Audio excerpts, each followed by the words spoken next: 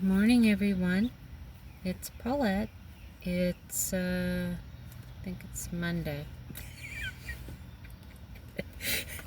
It's Monday, June 22nd, 2026. It's a two-day, which is like the two witnesses.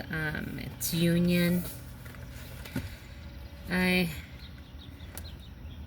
Instead of doing my research yesterday, I did it this morning, and now I feel a little down after doing my research.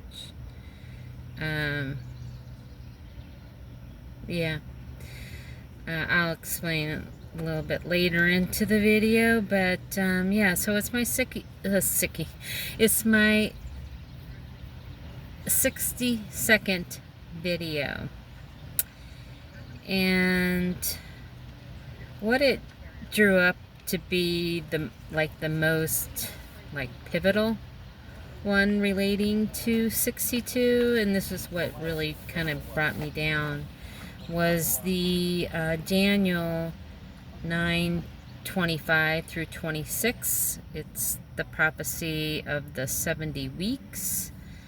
Yeah, because I kind of did a little deep dive because that's just me. Yeah, I dove kind of deep, and then it brought me down. But we will rise above, because God wins. Yeah, so this is where Archangel Gabriel came to Daniel and gave him a vision, and it was a vision of the future. And actually, Gabriel, the name means strength of God, or God is my strength, and that's definitely what we need. His strength. So I wanted to read to you, actually, so from Daniel 9, I'm going to read 9 through 27. I'm not just going to read the 25 and 26, because I believe this all goes together, and to get a full picture of it, I'm sure a lot of you know it, but I'm going to read it. So while I was speaking in prayer, even the man of Gabriel, whom I have seen in the vision at the beginning, being caused to fly swiftly, touched me about the time of the evening oblation. And he informed me and talked with me and said, "O Daniel, I am now come forth to give thee skill and understanding. At the beginning of thy supplications the commandment came forth, and I came to shew thee, for thou art greatly beloved. Therefore understand the matter and consider the vision. 70 weeks are determined upon thy people and upon the holy city, to finish the transgression, and to make an end of sins, and to make reconciliation for iniquity, and to bring in everlasting righteousness, and to seal up the vision and prophecy, to anoint the most holy. Know therefore and understand that from the going forth of the commandment to restore and to rebuild Jerusalem unto the Messiah, the Prince, shall be 7 weeks, and 80 and 2 weeks. The street shall be built again, and the wall even in troublous times. And after 80 and 2 weeks shall Messiah be cut off, but not for himself, and the people of the prince that shall come shall destroy the city and the sanctuary, and the end thereof shall be with a flood, and unto the end of war desolations are determined. And ye shall confirm the covenant from many for 1 week, and in the midst of the week he shall cause the sacrifice and the oblation to cease, and for the overspreading of abominations he shall make it desolate, even unto the consummation, and determined shall be poured upon the desolate. So I wanted to understand these three scores and in the weeks. So a score is actually 20 years. So when you say three score, it's 60 years. And yeah, so then the weeks are actually years. So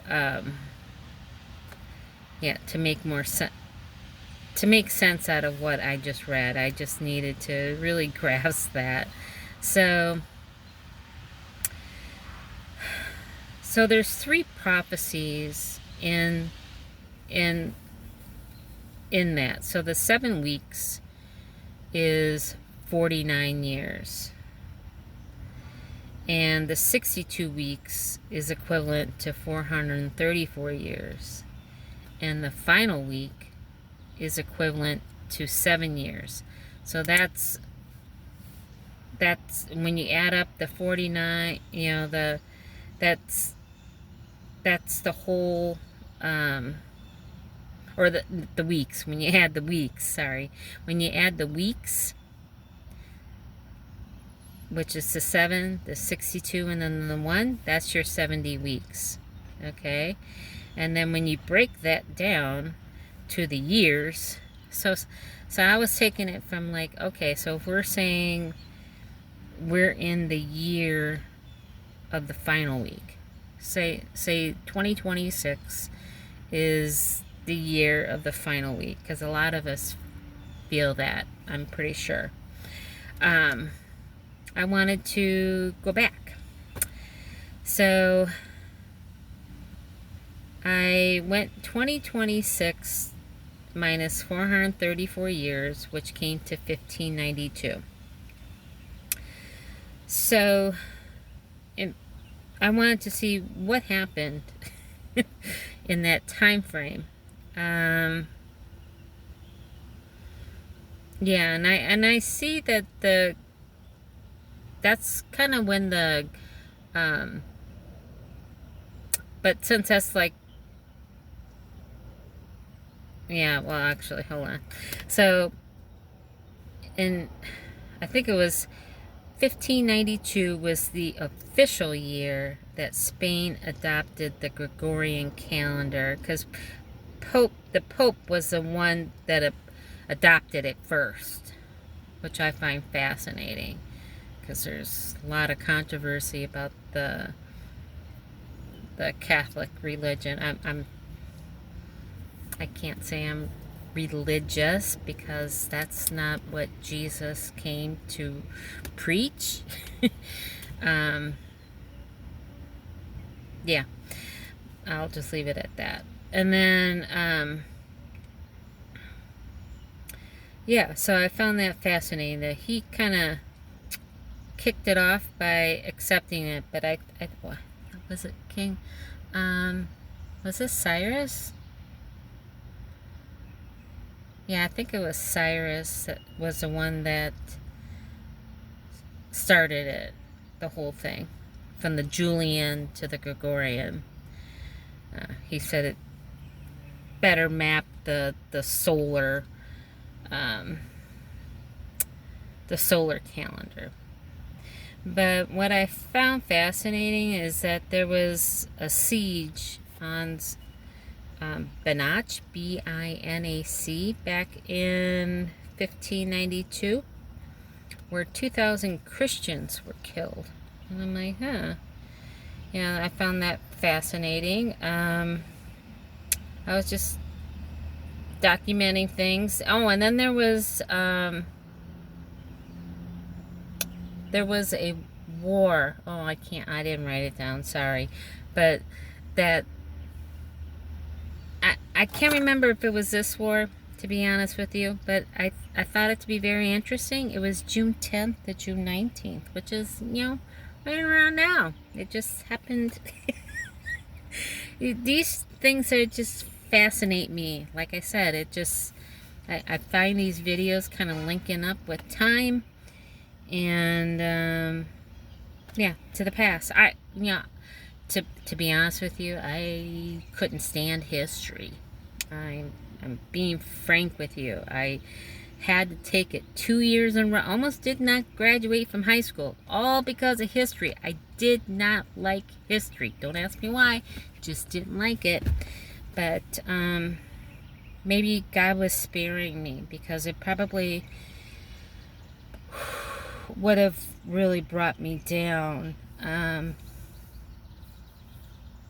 Seeing, because that's what brought me down. Seeing, yeah. Oh my gosh. So yeah, so sorry, I'm kind of ruining this video, but yeah, so I took the next 62 weeks, which is the 49 years, which would have been the first 7 weeks. And so from 1543 to 1592, that was a pivotal time where humanity went through a massive leap in knowledge and exploration. It was a pivotal global history moment. It was the start of scientific revolution. And then I found it very fascinating. This very day, June 22nd, England declares war on France for a month. I just found that very fascinating. Here I'm doing my research on this very day, and that's what happened. Alright, so I decided to go through the years, and Google had it all broken up for me. So from 1592 to 1775, because we're going back from 2026, 434 years. So that's kind of like our starting point. Yeah, 1592. So 1592 to 1775, that was considered exploration and colonization. So then I was breaking it up to see if there were even years when they did these breakups. It seems like time's speeding up, because that was a 183 year time span that this exploration and colonization happened. Okay, then 1776 to 1860 was the revolution and expansion era. That was 84 years.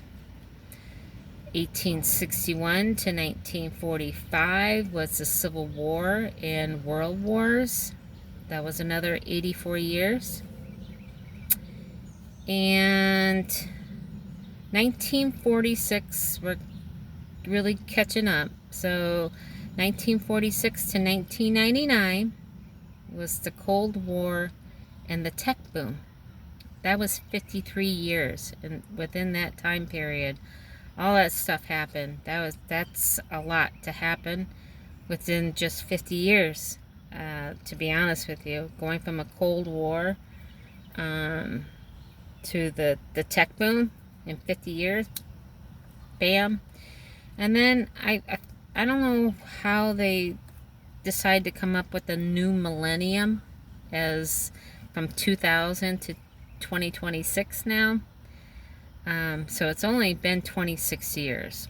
So we need to really think about what has happened with just in the last 26 years. And the most pivotal thing that I'm sure everybody I know exactly where I was. I know my mom knew where she was when um, John F. Kennedy got shot. She remembers she was mopping the kitchen floor. Well, when 9/11 happened, I remember where I was at, and I was pregnant with my third daughter. It was very traumatic on me because my two other daughters um, were in, because I live in Pennsylvania. So, and I was in like a suburb. I was working in a suburb town, and um, when I heard I was working, and then when I heard plane hit the Twin Towers, I was just like, kind of dismissed it like it was like a bump or something. I didn't know how traumatic it was. But then after I learned how traumatic it was, and then I heard rumors of their thinking that there was another plane that was heading to Philadelphia, and that's where my two other daughters were, and they were 5 and 4 at the time, and I just remember being I'm pregnant, and I'm all shook up about this, and so, but that permanently altered how we travel because of that event. That, everything that has happened since then has been very pivotal. So, of course, they talk about the 2020 event, which I was just like, oh great, now what are they trying to do to us? And to be frank with you, I never wore a mask. I stayed in the house. I ironically was, I don't know what happened to me. I got sick right before then with something, and I've always had throat issues.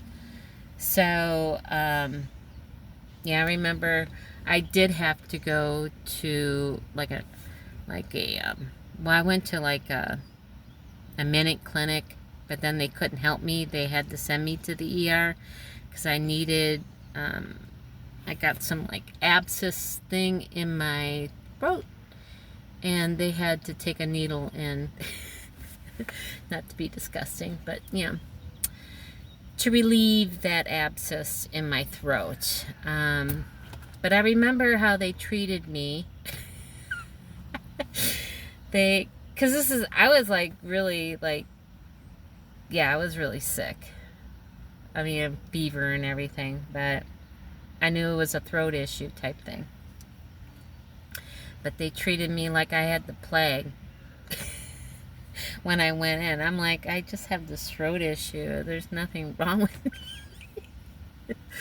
But so I was out of work for a little bit, and then when I went back, I was told everybody's working from home. So up until my last day of employment, so for 3 years, from that point to when I was let go in September of 2020. Oh no, 2 years. It was 2022. I worked from home. So I never went anywhere.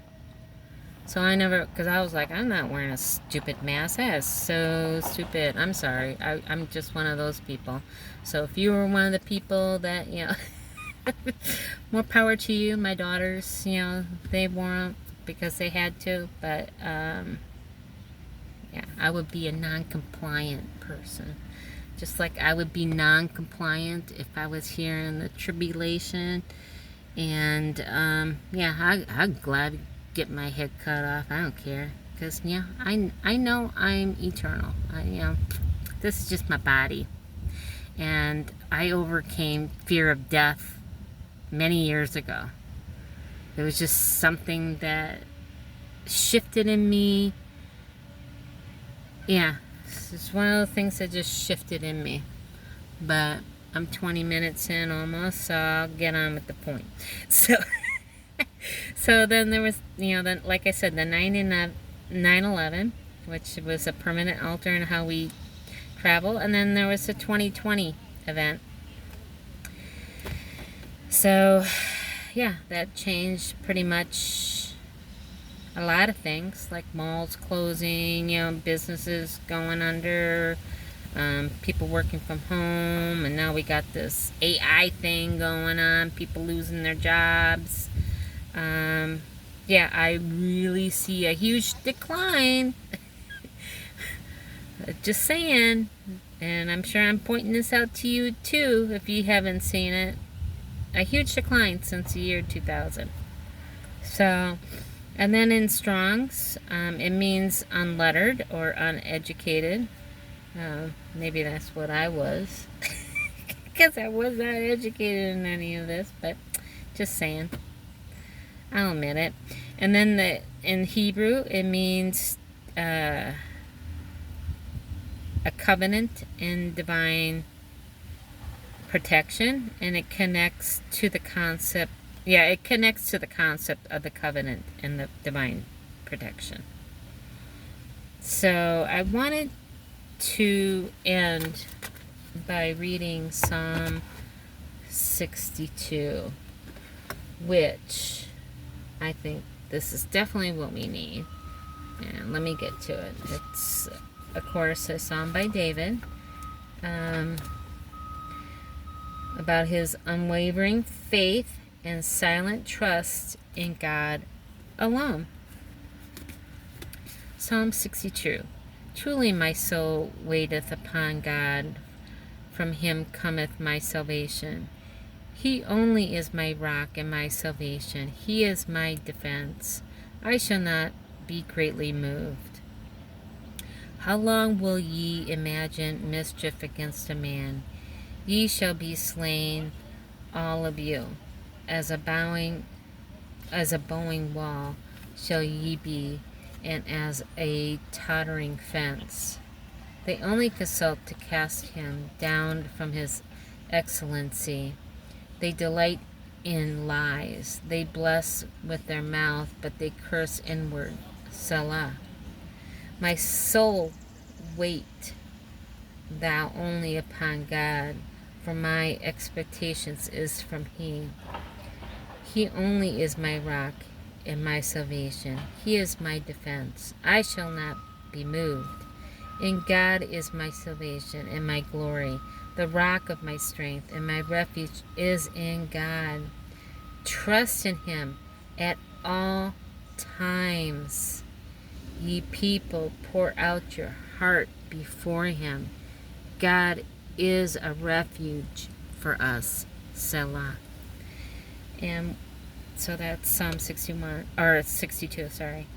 And, I'm sorry, I got more to go. I just had that underlined. I thought that was the end. So surely men of low degree are vanity, and men of high degree are a lie. To be laid in the balance, they are altogether lighter than vanity. Trust not in oppression, and to become not vain in robbery. If riches increase, set not your heart upon them. God hath spoken once, twice have I heard this, that power longeth unto God. Also unto thee, O Lord, longeth mercy, for thou renderest to every man according to his work. That's Psalm 62. And I think I read, I can't remember if it was 70 or 71, one of those two numbers, that the word Selah is in the Bible here. And I thought that to be fascinating, even though I'm reading a lot of them. I found it's not not in here very often. So apparently we're reading the important ones. So, but I'm keeping this short. It's kind of long, but sorry about that. I hope you all have a great day, and I'll probably do another. But I love you all. Bye.